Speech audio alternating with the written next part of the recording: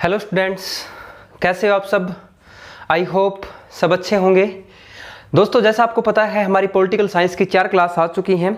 आज हम political science की 5वीं क्लास लेके आए हैं आप लोगों के बीच। तो आज का जो हमारा टॉपिक रहेगा वो हमारा टॉपिक रहेगा लोकसभा अध्यक्ष का। तो दोस्तों, लोकसभा अध्यक्ष के बारे में आज हम थोड़ी सी चर्चा करेंगे। तो लोकसभा अध्यक्ष के रूप में सबसे पहले हम बात करते हैं कि आर्टिकल अनुच्छेद की बात करें तो कौन सा ऐसा आर्टिकल है जो लोकसभा स्पीकर का वर्णन करता है या लोकसभा के अध्यक्ष का वर्णन करता है। ठीक है दोस्तों, तो इसके अकॉर्डिंग हम सबसे पहले बात करेंगे कि अनुच्छेद आर्टिकल है आपका 93। अनुच्छेद 93 के अनुसार लोकसभा के अध्यक्ष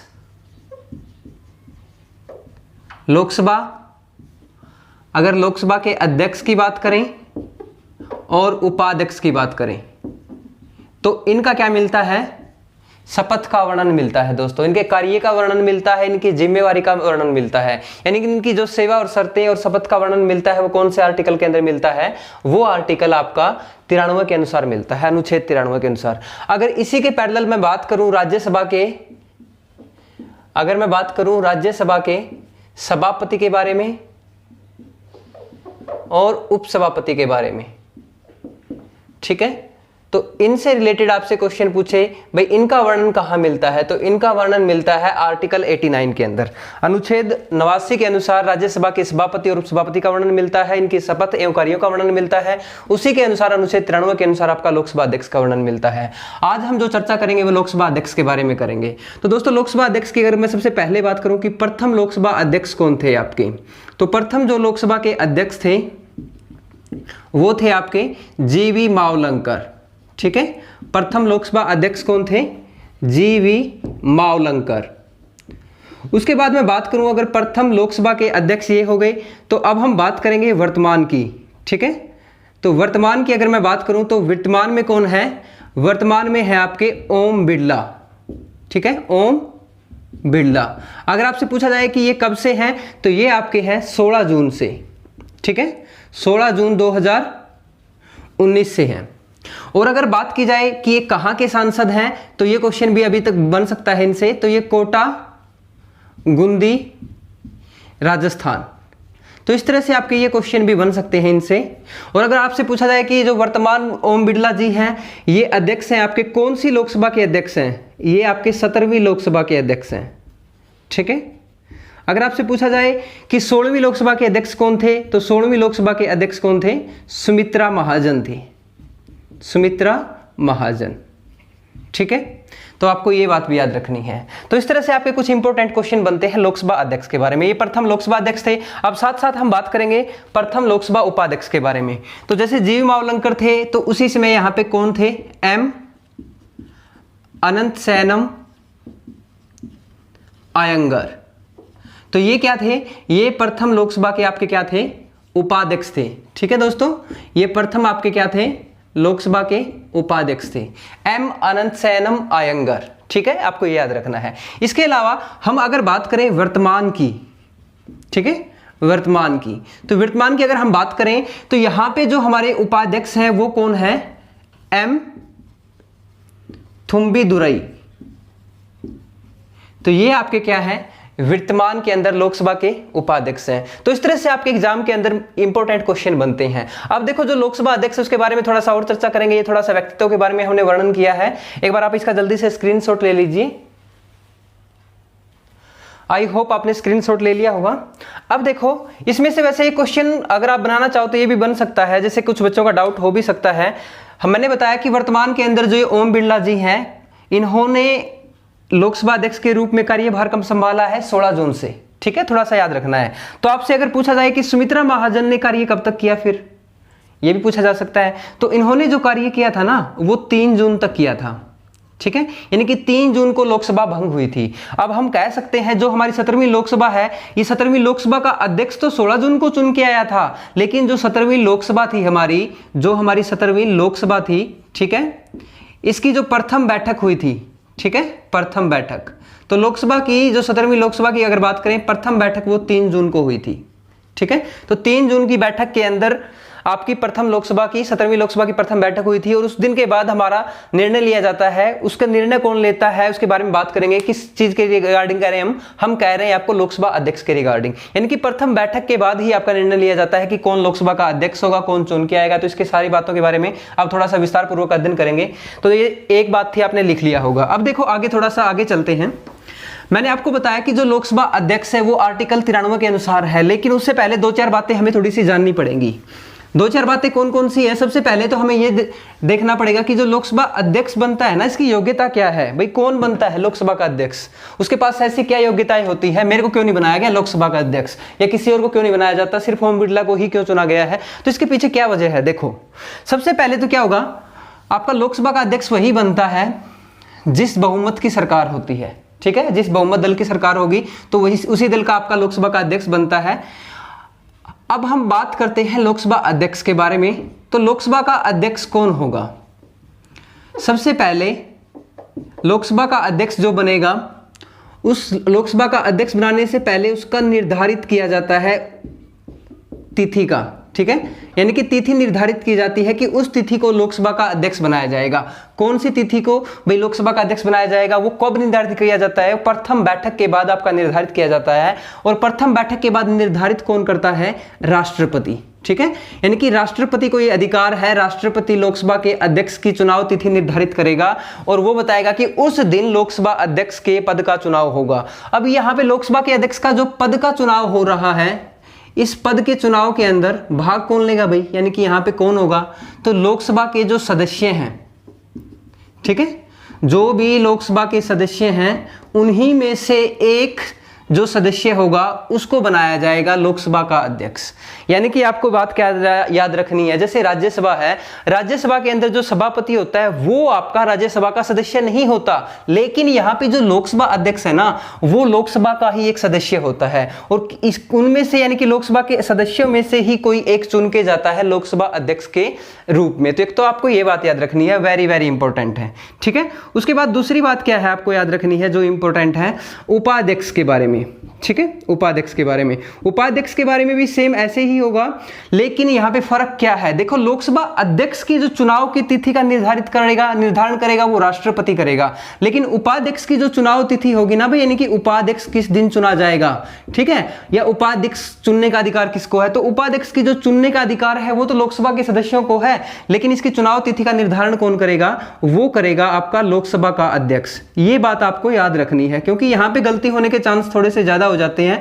बच्चे सोचते हैं कि यहां भी आपका कौन आ जाएगा, राष्ट्रपति आ जाएगा, यानी कि एक ही दिन उन दोनों को चुन लेता है। ऐसा नहीं होता। जो लोकसभा का अध्यक्ष होता है ना, वो डिसाइड करता है कि जो उपाध्यक्ष आएगा लोकसभा का, वो उपाध्यक्ष कौन सी तिथि को उसका निर्धारण किया जाएगा, उसका चुनाव कब करवाया जाएगा, उसके बारे में ये डिसीजन लेने का अधिकार किसको है भाई, लोकसभा अध्यक्ष को है। थोड़ा सा आपको माइंड के अंदर ये बात सेट कर लेनी है। ठीक है, अब देखो यहाँ पे लोकसभा अध्यक्ष का भी चुनाव हो गया, लोकसभा उपाध्यक्ष का भी चुनाव हो गया। ये दोनों के दोनों हैं कौन, ये दोनों के दोनों लोकसभा के ही सदस्य हैं, जो आपकी मेजोरिटी से, यानी कि इनके अंदर जिसके पास ज्यादा मेजोरिटी होगी कि इस पद के लिए, तो उसी को क्या कह दिया जाएगा भाई, उपाध्यक्ष के रूप में और लोकसभा अध्यक्ष के रूप में चुन लिया जाएगा। ठीक है, यहां तक आपका कोई भी डाउट नहीं है। अब देखो आगे क्वेश्चन क्या क्या बनते हैं, एक बार इसका अगर स्क्रीनशॉट लेना चाहो तो एक बार ले सकते हैं जल्दी से आप। तो देखो आपने ले लिया होगा। अब देखो यहां पे लोकसभा अध्यक्ष और उपाध्यक्ष चुन लिए गए हैं। अगर आपसे क्वेश्चन पूछा जाए कि जो लोकसभा का अध्यक्ष होता है उसको शपथ कौन दिलाता है, या फिर लोकसभा का उपाध्यक्ष होता है उसको शपथ कौन दिलाता है, मैंने जैसे आपको पहले की वीडियो में बताया भी है आप लोगों को, फिर भी थोड़ा सा आपको माइंड के अंदर याद रखना है, मैं लिखने की जरूरत नहीं है यहाँ पे। जो भी लोकसभा का अध्यक्ष एवं उपाध्यक्ष होता है ना, उसको कोई भी शपथ नहीं दिलाता इस पद की। तो उनको शपथ किस पद की दिलाई जाती है, उनको शपथ दिलाई जाती है मेरे दोस्तों लोकसभा के सदस्य के रूप में। ठीक है, यानी कि मेंबर ऑफ पार्लियामेंट कह सकते हो आप, संसद का जो सदस्य होता है, या मेंबर ऑफ लोकसभा, जो लोकसभा के सदस्य के रूप में उनको शपथ दिलाई जाती है। और उनको ये शपथ दिलाता है प्रोटेम स्पीकर, और प्रोटेम स्पीकर किसके उससे दिलाता है वो मैंने आपको प्रीवियस वीडियो में बता भी दिया है। राष्ट्रपति नियुक्त करता है प्रोटेम स्पीकर को, और उसके द्वारा ये लोकसभा के सदस्य के रूप में शपथ दिलाई जाती है। तो अनुच्छेद 93 के अंदर हमने बातें की। अब हम बात कर रहे हैं अनुच्छेद 94 की, आर्टिकल 94 की। अब आर्टिकल 94 हमें क्या कहता है दोस्तों, आर्टिकल 94 हमें कहता है कि जो भी लोकसभा का अध्यक्ष है, ठीक है, याद रखना है आपको, चाहे वो लोकसभा का अध्यक्ष है चाहे वो उपाध्यक्ष है, दोनों के बारे में है। ठीक है, लोकसभा का अध्यक्ष और उपाध्यक्ष के पद की रिक्ति ठीक है भाई, उनका पद रिक्त हो जाए या फिर त्याग पत्र दे दें, ठीक है, या फिर आप कह सकते हो उनको हटाया जाए, ठीक है। तो अगर आपसे पूछा जाए कि लोकसभा अध्यक्ष और उपाध्यक्ष का कार्यकाल कितना है, ठीक है, कार्यकाल, तो कार्यकाल कितना है इनका, तो इनका कार्यकाल इन 3 तरीके के ऊपर डिपेंड करता है, ठीक है, 3 तरीके के ऊपर डिपेंड करता है। अदरवाइज इनका जो कार्यकाल आपसे पूछा जाए एक लाइन के अंदर कि लोकसभा के अध्यक्ष का कार्यकाल कितना है, जब तक आपकी लोकसभा चलती है, ठीक है, इनकी लोकसभा के चलने तक इनका कार्यकाल रहता है। यानी कि एक बार लोकसभा का जन्म हो गया तो जैसे ही लोकसभा का पतन होगा उसी दौरान क्या हो जाएंगे, जो लोकसभा अध्यक्ष है और लोकसभा उपाध्यक्ष है उनको इस पद से हटा दिया जाएगा। क्लियर है। जैसे मैंने लास्ट 16वीं लोकसभा की अगर बात करें तो 3 जून की अगर मैं बात करूं तो 3 जून को हमारी लोकसभा भंग हो गई थी और 3 जून को ही सुमित्रा महाजन जो है उन्होंने अपने पद से त्याग पत्र दे दिया था। उसके बाद जो नई लोकसभा चुन के आई थी वो 3 जून के जो पहली बैठक हुई थी उसके बाद लोकसभा चुनी गई थी और उसकी जो अगला लोकसभा अध्यक्ष बनाया गया था वो 16 जून को बनाया गया था, यानी कि 13 दिन के बाद बनाया गया था। ठीक है दोस्तों, थोड़ा सा आपको याद रखना है। अब देखो पद की रिक्ति ये 3 तरीके से होती है, यानी कि इनका कार्यकाल जो पद को हटाने से इनकी प्रक्रिया होती है, या तो वो क्या कर दे अपने पद से, क्या जैसे लोकसभा का कोई भी है, ये लोकसभा की अगर बात करें चाहे राज्यसभा की बात करें, ठीक है, तो सदन का सदस्य ना रहे, ठीक है, तो हम बात कर रहे हैं लोकसभा की, तो लोकसभा का क्या ना रहे, वो सदस्य ना रहे, ठीक है, सदस्य न रहे, तो इस वजह से क्या हो जाएगा, उनके पद की रिक्ति हो सकती है। या फिर आप कह सकते हो वो अपने संबोधन में, यानी कि अपना संबोधन में क्या कर दें, अपने संबोधन में अगर हम बात करें अध्यक्ष की, अपने संबोधन में वो त्याग पत्र दे दे। किसको दे दे, त्याग पत्र। अगर लोकसभा का अध्यक्ष है, ठीक है, याद रखना इस चीज को, अगर लोकसभा का अध्यक्ष है तो ये त्याग पत्र किसको देता है भाई, ये अपना त्याग पत्र देगा, त्याग पत्र, ठीक है, ये अपना त्याग पत्र किसको देगा, उपाध्यक्ष को देगा। अगर लोकसभा का अध्यक्ष अपना त्याग पत्र देता है, संबोधन के द्वारा लिखित पत्र देता है, तो वो किसको देगा, उपाध्यक्ष को देगा। और अगर उपाध्यक्ष को देना है तो उपाध्यक्ष किसको देगा, लोकसभा के अध्यक्ष को। यहां पे राष्ट्रपति का कोई इंटरफेयर नहीं है, ठीक है, थोड़ा सा आपको माइंड में सेट रखना है ये बातें भी। राष्ट्रपति का लोकसभा के केस में यहाँ पे कोई इंटरफेयर नहीं है, चाहे वो लोकसभा अध्यक्ष के केस में हो, चाहे उपाध्यक्ष के केस में हो, चाहे इनकी त्यागपत्र के केस में हो, ठीक है। तो त्यागपत्र के केस में इनका क्या रहेगा, अध्यक्ष उपाध्यक्ष को और उपाध्यक्ष अध्यक्ष को। जबकि अगर मैं बात करूं राज्यसभा की, मैंने बताया भी था आपको, फिर भी थोड़ा सा रिमाइंड बता देता हूं, रिमाइंड करवा देता हूं मैं आपको राज्यसभा के बारे में। जो राज्यसभा का सभापति होता है, यानी कि राज्यसभा का जो पदेन अध्यक्ष होता है, सभापति कौन होता है भाई, पदेन अध्यक्ष होता है, ठीक है, पदेन अध्यक्ष। और पदेन अध्यक्ष ये होता कौन है, ये भारत का क्या होता है, उपराष्ट्रपति होता है। क्या होता है, भारत का उपराष्ट्रपति, ठीक है। तो ये उपराष्ट्रपति होने के नाते ये अपना त्यागपत्र किसको देता है, तो ये अपना त्यागपत्र देता है राष्ट्रपति को, ठीक है।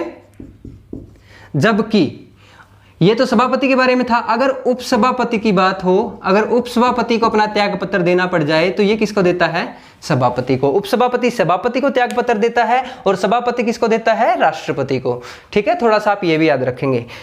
तो ये आपके अपने पद का ऐसे इस तरह से त्याग करते हैं। उसके बाद थर्ड जो केस है वो है हटाया जाना। अब देखो हटाया जाना तभी हटा सकते हैं, सबसे पहले हटाने की प्रक्रिया क्या होनी चाहिए, चाहे वो अध्यक्ष हो चाहे उपाध्यक्ष हो, इनको हटाने से पूर्व क्या करना पड़ेगा भाई, इनको हटाने से पूर्व 14 दिन पूर्व नोटिस देना पड़ेगा, ठीक है, 14 दिन पहले नोटिस देना पड़ेगा इनको।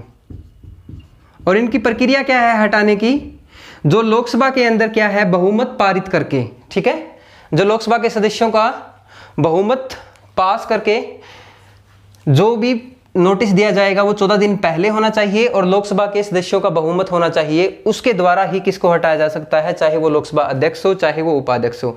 याद रह जाएगा, बिल्कुल छोटी सी बात है। अध्यक्ष और उपाध्यक्ष को हटाने के लिए सबसे जरूरी क्या है, 14 दिन का नोटिस होना चाहिए। और दूसरी बात, इनको पूर्ण बहुमत से, यानी कि बहुमत के द्वारा इनको जो लोकसभा के उपस्थित और मतदान करने वाले सदस्य हैं उनके क्या किससे, बहुमत से इनको हटाया जा सकता है। That clear. जल्दी से स्क्रीनशॉट ले लें, आगे चलते हैं फिर। तो आगे देखते हैं, स्क्रीनशॉट आप अच्छे से ले लिया करो ताकि आपको कोई भी प्रॉब्लम ना हो और आपको ये नोट्स सेम ऐसे के ऐसे तैयार कर लो। तो क्योंकि कई बार क्या होता है कि नोट्स जो होते हैं हम आप लोगों को प्रोवाइड क्या पता करवा पाएँ या ना करवा पाएँ, लेकिन जब भी हम पीडीएफ प्रोवाइड करवाएंगे उसके अंदर हमारा जो पीडीएफ होगा वो बहुत ज़्यादा ही डिटेल में होगा और आप लोगों के लिए इतना सफिशियंट है। ये वैसे तो बहुत डिटेल में है, इतना बहुत है आप लोगों के लिए। उसके बाद हम थोड़ा सा आगे चलते हैं। आर्टिकल 94 के बाद हम बात करते हैं आर्टिकल 95 की, अनुच्छेद 95 की। यहाँ पे हमारे लिए कुछ इंपॉर्टेंट सिर्फ एक बात है, अगर हम मान के चलें लोकसभा के अध्यक्ष के बारे में, ठीक है, अगर लोकसभा का अध्यक्ष है चाहे उपाध्यक्ष हो, ठीक है, अध्यक्ष एवं उपाध्यक्ष दोनों ही क्या मान के चलो अनुपस्थित हों, ठीक है, तो राष्ट्रपति को क्या अधिकार है, तो राष्ट्रपति क्या करेगा, सदन के किसी भी सदस्य को, ठीक है, सदन के किसी भी सदस्य को पीठासीन अधिकारी नियुक्त कर सकता है, ठीक है। पीठासीन का मतलब क्या है भाई, पीठासीन अधिकारी का यहां पर मतलब है कि वो उपाध्यक्ष और अध्यक्ष की अनुपस्थिति के अंदर कार्यभार किसको दे सकता है, सदन के किसी भी सदस्य को दे सकता है। यानी कि लोकसभा के कोई सदस्य है तो उसको कुछ टाइम के लिए टेम्परेरी क्या कर सकता है, नियुक्त कर सकता है, ठीक है। अगर मान के चलो लोकसभा का सिर्फ अध्यक्ष प्रेजेंट नहीं है तो उस केस के अंदर क्या होगा, लोकसभा का उपाध्यक्ष जितने भी कार्यभार हैं अध्यक्ष के वो संभालेगा, ठीक है, चाहे वो संयुक्त बैठक का ही क्यों ना हो। संयुक्त बैठक से थोड़ा सा याद आया, हम थोड़ा सा लोकसभा अध्यक्ष के बारे में जो कुछ विशेष प्रावधान है उनके बारे में चर्चा करेंगे कि विशेष क्या क्या कार्य है उनके, लोकसभा अध्यक्ष के पास ऐसी विशेष शक्तियां कौन कौन सी है, ठीक है। एक बार जल्दी से स्क्रीनशॉट ले लो। ओके, देखो अब लोकसभा अध्यक्ष की थोड़ी सी हम शक्तियों के बारे में करेंगे, ये इंपॉर्टेंट है वेरी वेरी। उसके बाद फिर आर्टिकल के अकॉर्डिंग बाद में पढ़ेंगे। अब देखो यहां पे एक क्वेश्चन बनता है कि लोकसभा का जो अध्यक्ष है इसके पास क्या क्या शक्तियां हैं, ठीक है, या फिर आप कह सकते हो कार्य। भाई लोकसभा अध्यक्ष के पास जो शक्तियां और कार्य हैं वो क्या क्या हैं, दिखाई दे रहा है ना। ओके, अब देखो सबसे पहले तो क्या करता है, ये बिल्कुल कॉमन काम होता है भाई, जो भी बैठकें होती हैं लोकसभा की उन बैठकों का क्या करेगा, संचालन करेगा। भाई बैठकें आपकी सुचारू रूप से चलती रहें तो उनका क्या करेगा, संचालन करेगा। उसके बाद क्या करेगा, जो भी बैठकें हैं उनको क्या करेगा, नियंत्रित करेगा, ठीक है, नियंत्रित करेगा, यानी कि बैठकों को नियंत्रित करेगा। उसके बाद क्या करेगा, सबसे इंपॉर्टेंट है अगर हम बात करें लोकसभा अध्यक्ष की, वो धन विधेयक के ऊपर अंतिम निर्णय लेगा, ठीक है, धन विधेयक पर क्या करेगा, अंतिम निर्णय। ये विशेष प्रावधान है जो राज्यसभा के सभापति के पास नहीं है, अंतिम निर्णय, ठीक है। पहले दो वाले तो राज्यसभा के सभापति भी करते हैं, लेकिन यहां पे थोड़ा सा इंपॉर्टेंट है ये। उसके बाद जो चौथा है वो भी इंपॉर्टेंट ही लिखवा देता हूं, जो सिर्फ लोकसभा के अध्यक्ष के पास है ये शक्ति, संयुक्त अधिवेशन, ठीक है। जो भी संयुक्त अधिवेशन बुलाया जाता है राष्ट्रपति के द्वारा उसकी अध्यक्षता करता है, क्या करता है ये, अध्यक्षता करता है। और अध्यक्षता कौन से आर्टिकल के तहत करता है भाई, 118(4), ठीक है। आर्टिकल 118(4) के अनुसार लोकसभा का अध्यक्ष अध्यक्षता करता है किस पद के लिए, संयुक्त अधिवेशन की अध्यक्षता करता है ये, जो संयुक्त अधिवेशन बुलाया जाता है राष्ट्रपति के द्वारा, ठीक है। क्यों बुलाया जाता है मैंने प्रीवियस वीडियो में अच्छे से बता रखा है, ठीक है। तो ये लोकसभा अध्यक्ष के पास ऐसी दो शक्तियां हैं जो राज्यसभा के सभापति के पास नहीं है। तो वेरी वेरी इंपॉर्टेंट है भाई ये, ठीक है, ये वेरी वेरी इंपॉर्टेंट है, आप इनको थोड़ा सा अच्छे से रखोगे। उसके बाद देखो नंबर 5 पॉइंट लिखवा देते हैं भाई, लोकसभा के सदस्य हैं उनके बीच में किसी भी बिल को लेके या किसी बात को लेके मतभेद उत्पन्न हो जाए, ठीक है, मतभेद उत्पन्न हो जाए तो क्या करेगा, ये निर्णायक मत के द्वारा अपना फैसला देगा। तो निर्णायक मत के द्वारा मतभेद को क्या करेगा, सुलझाएगा, ठीक है। इस तरह से आप ये पॉइंट भी लिख सकते हैं। उसके बाद देखो अच्छा क्वेश्चन है, जो भी हमारी बैठकें होती हैं उन बैठकों के अंदर, बैठकों में कौन सदस्य कितनी देर बोलेगा। भैया आपको 1 मिनट बोलना है, 2 मिनट बोलना है, 5 मिनट बोलना है, आज आपको नहीं बोलना है, आज आप प्रश्न पूछ सकते हैं, नहीं पूछ सकते, ठीक है। तो संसद के अंदर कौन सदस्य कितनी बार बोलेगा या फिर कितनी देर बोलेगा, ठीक है, कितने समय तक बोलेगा, ठीक है, कितनी देर बोलेगा। तो मैं थोड़ा सा ऐसे ही आपको इजी लैंग्वेज में बता रहा हूं ताकि आप लोगों को समझ में आ जाए। उसके बाद अगर एक पॉइंट और मैं बात करूं कि लोकसभा का मान के चलो, जो लोकसभा की बैठक है उसके अंदर गणपूर्ति पूरी ना हो, ठीक है, उसके अंदर गणपूर्ति ना हो। अब गणपूर्ति क्या होती है, कोरम। अगर लोकसभा के सदस्यों की गणपूर्ति या कोरम न हो तो वो क्या करेगा, लोकसभा की बैठकों को क्या कर देगा, स्थगित कर देगा। बैठकों को क्या कर देगा भाई, स्थगित कर देगा। और ये बैठक स्थगित कहां तक हो, कब तक हो जाएंगी, जब तक कोरम पूरा न हो, ठीक है, जब तक कोरम पूरा न हो। अब देखो ये मैंने बार बार कोरम गणपूर्ति का नाम लेके सर में दर्द कर दिया है। मैंने बताया कि जब तक लोकसभा के अंदर गणपूर्ति या कोरम पूरा न हो तो लोकसभा अध्यक्ष के पास क्या शक्ति है कि वो जो बैठकें हो रही हैं उन बैठकों को क्या कर सकता है, स्थगित कर सकता है, ठीक है, यानी कि आगे पोस्टपोन कर सकता है। और कब तक कर सकता है ये पोस्टपोन, जब तक कि गणपूर्ति यानी कि या कोरम पूरा न हो। अब ये होता क्या है, जो भी हमारी लोकसभा की अगर बात करूं, जैसे लोकसभा के अंदर टोटल आपकी कितनी सीट्स हैं, तो टोटल हम लोकसभा के अंदर हम बात करते हैं 545 सदस्य हैं। तो 545 सदस्यों का 1/10 सदस्य लोकसभा की कार्यवाही चलाने के लिए या लोकसभा की बैठक के अंदर भाग लेने के लिए जरूरी है। अगर 1/10 सदस्य भी नहीं है तो लोकसभा की जो कार्यवाही है वो नहीं चलेगी, वो बैठकें भंग हो जाएंगी, स्थगित कर दी जाएंगी। और कब तक स्थगित कर दी जाएंगी, जब तक ये 1/10 सदस्य पूरे ना हो। यानी कि 1/10 का मतलब यहाँ पे क्या है कि कम से कम 55 सदस्य होने चाहिए लोकसभा की कार्यवाही को सुचारू रूप से चलाने के लिए, ठीक है। तो लोकसभा की जो कार्यवाही है उसको सुचारू रूप से चलाने के लिए, उसकी बैठकों का संचालन करने के लिए, तो ये कम से कम आंकड़ा पूरा होना चाहिए। इसको 1/10 सदस्य को बोलते हैं गणपूर्ति का होना या कोरम का पूरा होना, ठीक है। एक बार जल्दी से इसका स्क्रीनशॉट ले लो। देखो अब उसके बाद हम बात करेंगे आर्टिकल 98 की, अनुच्छेद 98। अनुच्छेद 98 से पहले अनुच्छेद 97 की अगर मैं बात करूं तो अनुच्छेद 97 के अंदर लोकसभा अध्यक्ष और उपाध्यक्ष के क्या मिलते हैं भाई, वेतन एवं भत्तों का वर्णन मिलता है, ठीक है। तो लोकसभा अध्यक्ष के वेतन और भत्तों का वर्णन मिलता है, तो आपको पता ही होगा। तो जब हम आपको अनुसूचियां करवाएंगे, अनुसूचियों के अंदर आपको सारी की सारी चीजें बता देंगे, क्योंकि अनुसूचियां आपको पता है कि हमारे मूल संविधान के अंदर कितनी अनुसूचियां थी और उन्हीं अनुसूचियों के अंदर वर्तमान में कितनी अनुसूचियां हैं। और वहां पे हम बात करेंगे कि जो आर्टिकल आपके अनुच्छेद 97 है, अनुच्छेद 97 के अनुसार जो वेतन में भत्ते मिलते हैं वो अनुसूची 2 में जो भी उच्च अधिकारी हैं, जैसे राष्ट्रपति हैं या फिर और जो अन्य उच्च अधिकारी हैं, उन सभी के वेतन एवं भत्तों का वर्णन मिलता है अनुसूची 2 में। तो ये हमारी नेक्स्ट आगे क्लास हो जाएगी, तो उसके अंदर आपको सारी सारी चीजें बता देंगे, ठीक है। अब हम बात करेंगे सबसे इंपॉर्टेंट है अनुच्छेद 98 की, ठीक है भाई, अनुच्छेद 98। तो आर्टिकल 98 अब हमें क्या वर्णन मिलता है, इसके अंदर हमें मिलता है संसद के सचिवालय का वर्णन, ठीक है भाई, संसद का सचिवालय।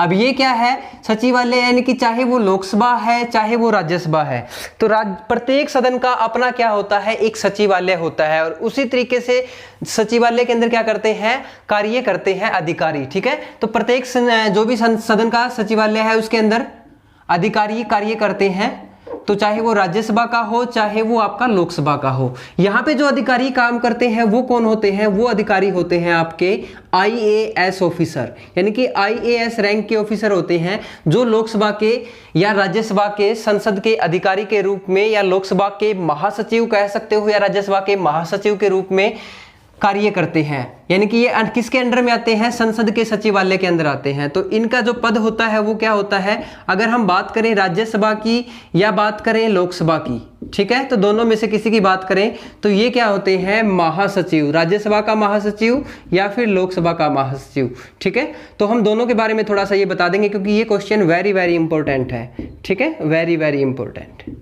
तो आप इसको याद रखेंगे, आर्टिकल 98 आपका वेरी वेरी इंपॉर्टेंट है।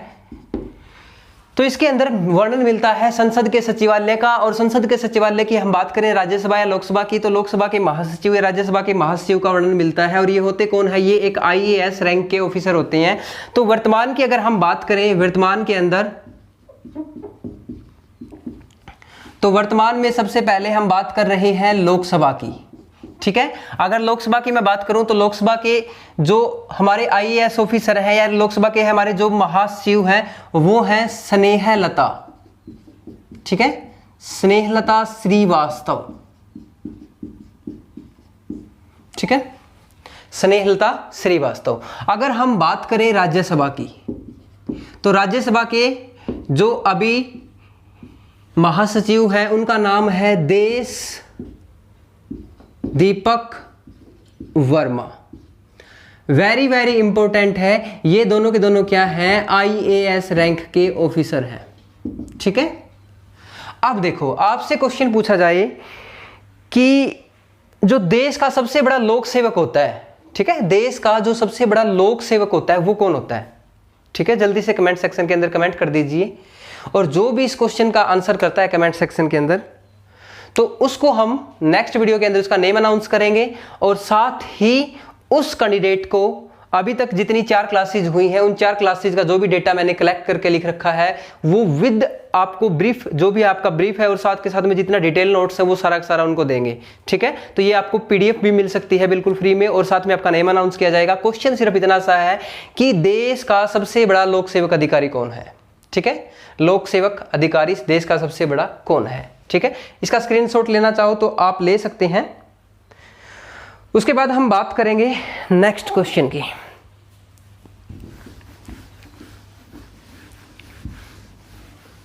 नेक्स्ट क्वेश्चन है हमारा लोकसभा के बारे में। भाई हमारी अभी वर्तमान के अंदर कौन सी लोकसभा चल रही है, पहली लोकसभा के अंदर क्या था, ठीक है, तो उसके बारे में थोड़ा सा वर्णन कर लेते हैं। अब देखो सबसे पहले तो हम देखते हैं कि लोकसभा के कार्यकाल क्या क्या रहे हैं। लोकसभा कार्यकाल अभी तक कितनी लोकसभाएं चली हैं आपकी, कितनी नहीं चली हैं, उन सभी के बारे में। तो प्रथम लोकसभा की अगर मैं बात करूं तो प्रथम लोकसभा का जो टाइम पीरियड था वो था 1952 से 1957, यानी कि 13 मई 1952 को पहली बैठक हुई थी आपकी संसद की, ठीक है। तो आपको ये बात भी याद रखनी है, ठीक है। अगर आपसे पूछा जाए राज्यसभा की तो राज्यसभा का गठन कब हुआ था, राज्यसभा का गठन हुआ था 3 अप्रैल को और इसके ठीक 14 दिन के बाद 17 अप्रैल को लोकसभा, ऐसे याद रखोगे आप। 1952 की बातें हैं, तो पहली आपकी 1952 से 1957 तक चली थी। उसके बाद जो दूसरी आपकी लोकसभा थी वो चली थी 1957 से 1962 तक। तीसरी लोकसभा का जो कार्यकाल था वो 1962 से 1967 तक था। चौथी जो लोकसभा थी वो 1967 से 1970 तक थी, ठीक है। ये 1970 के 27 दिसंबर के आसपास खत्म हो गई थी, समाप्त हो गई थी 27 दिसंबर, ठीक है। उसके बाद हम बात कर रहे हैं 1970 के बाद 5वीं लोकसभा 1971 से 1977 थी। उसके बाद 6ठी लोकसभा जो थी 1977 से 1979 थी। 7वीं लोकसभा की अगर बात करूं मैं 1979 से 1984 थी। उसके बाद 8वीं लोकसभा की अगर मैं बात करूं 1984 से 1989 थी। उसके बाद 9वीं लोकसभा, अगर 9वीं लोकसभा की बात करें 1909वीं लोकसभा 1989 से 1991। के बाद 10वीं लोकसभा 1991 से 1996। 11वीं लोकसभा की अगर बात करूं तो 1996 से 1997। उसके बाद 12वीं लोकसभा की अगर बात करें तो 1998 से 1999। और कई बार आपने देखा हुआ है यहाँ पे बहुत सारे जो टीचर हैं 97 के बाद यहाँ पे भी 97 लिखवा देते हैं, जबकि क्या हुआ था ये 97 के अंदर आपके बिल्कुल लास्ट के अंदर हो गई थी और ये जनवरी के अंदर 98 के अंदर यहाँ पे स्टार्ट हुई थी, ठीक है। तो आप थोड़ा सा इसको याद रखेंगे। ये दिसंबर की बातें हैं, उस दौरान यहाँ पे समाप्त हो गई थी। अब हम बात करें 13वीं लोकसभा की तो 1999 से ये 2004 तक चली थी। 14वीं लोकसभा की अगर बात करूं तो 2004 से 2009 तक चली है। 15वीं की अगर बात की जाए तो ये 2009 से 2014 तक चली है। और 16वीं की अगर बात करूं 2014 से ये चली है आपकी 3 जून 2019 तक, ठीक है। और 17वीं लोकसभा जो है आपकी 3 जून 2019 से अब तक चल रही है, ठीक है। तो ऐसे आपकी 17 लोकसभा का कार्यकाल बनता है। तो इस तरह से आप एक बार लोकसभा का कार्यकाल अलग देख सकते हैं। ये सिर्फ मैंने लोकसभा का कार्यकाल बताया है, ठीक है। कुछ बच्चे मैं इमेजिन क्या करेंगे, कुछ बच्चे इनको मैच करके देखते हैं लोकसभा के अध्यक्ष के टाइम पीरियड के साथ। जबकि लोकसभा के अध्यक्ष का टाइम पीरियड की अगर बात की जाए तो यहाँ पे और यहाँ पे जैसे पहली लोकसभा है, पहली लोकसभा के अंदर ही आपको ये गड़बड़ी मिल जाएगी, क्योंकि पहली लोकसभा के अंदर ही आपको क्या हुआ, जो जीवी मावलंकर थे उनकी पद पे रहते हुए मृत्यु हो गई थी, ठीक है। तो इस तरह से आपके यहाँ पे पहली लोकसभा के अंदर जो आपके जो दूसरे अध्यक्ष बनाए थे वो थे एम अनंत सैनम अयंगर, यानी कि जो यहाँ पे उपाध्यक्ष थे ना उन्हीं को क्या बना दिया था, अध्यक्ष बना दिया था, ठीक है। उन्हीं को अध्यक्ष का कार्यभार संभालना पड़ा था, यानी कि जो उपाध्यक्ष थे। तो थोड़ा सा आप इसको देखेंगे, ये सिर्फ लोकसभा के कार्यकाल है, न कि लोकसभा के अध्यक्ष के। लोकसभा अध्यक्ष के कार्यकाल के बारे में और उनके व्यक्तित्व के बारे में हम नेक्स्ट वीडियो के अंदर वर्णन करेंगे। इस वीडियो के अंदर दोस्तों इतना ही। अगर आपको कंटेंट अच्छा लगा है तो दोस्तों जल्दी से एक लाइक कर दीजिए और चैनल को ज्यादा से ज्यादा शेयर कर दीजिए, क्योंकि हमें आप लोगों की बहुत ज्यादा सपोर्ट की जरूरत है। अगर आपका सपोर्ट हमें मिलता रहा तो हम आपको ये रेगुलर क्लासेज प्रोवाइड करवाएंगे और ऐसे ही बिल्कुल डिटेल के अंदर आपको ये क्लासेज मिलती रहेंगी, ठीक है दोस्तों। इस वीडियो में इतना ही। नेक्स्ट वीडियो के अंदर मिलेंगे बहुत ही अच्छे कंटेंट के साथ। लोकसभा के अध्यक्ष के बारे में चर्चा करेंगे और उनके कार्यकाल के बारे में चर्चा करेंगे। थैंक यू दोस्तों।